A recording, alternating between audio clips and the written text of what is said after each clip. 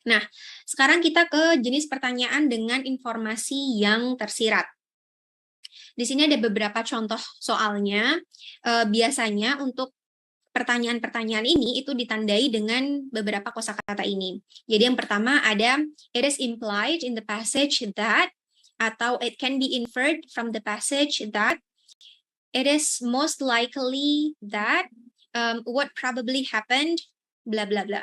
Gitu. Jadi ini adalah beberapa kosakata yang mengindikasikan tentang pertanyaan yang tersirat atau tentang informasi yang tersirat dalam passage atau dalam teks tersebut.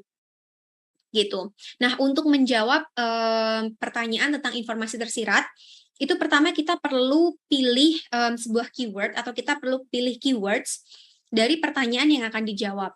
Kemudian kalau misalnya kita udah pilih keywords-nya, kita perlu baca cepat atau kita perlu menggunakan teknik skimming dan scanning pada bagian teks tertentu untuk menemukan keyword yang telah kita tentukan tadi atau yang telah kita pilih tadi di awal. Kemudian kita perlu baca kalimat yang ada keywordnya tersebut dengan teliti, kemudian kita perlu simpulkan informasi yang ada pada kalimat tersebut. Baru kita bisa pilih jawaban yang sesuai. Jadi kuncinya ada di menyimpulkan, karena tadi jawabannya itu nggak ada di passage-nya secara langsung, jadi kita perlu menarik kesimpulan. Gitu. Nah, di sini aku ada satu contoh soalnya. Teman-teman bisa pause video ini kalau mau coba jawab pertanyaan ini atau coba baca teksnya.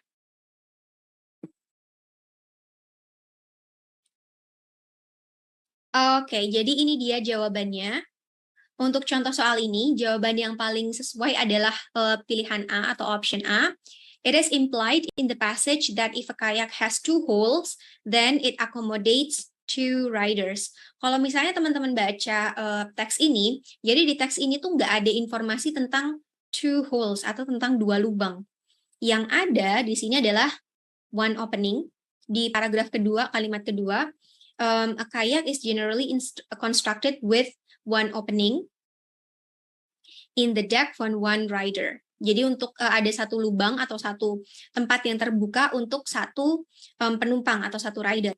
Nah, however, some kayaks are made for 2. Jadi made for 2. Jadi di sini cuma bilang made for 2. Kalau made for 2 berarti kayak gimana? Berarti yang dia ada 2 holes-nya. Berarti bisa kita simpulkan kalau kayak itu punya 2 lubang, dia bisa digunakan atau dia bisa digunakan untuk mengangkut 2 penumpang.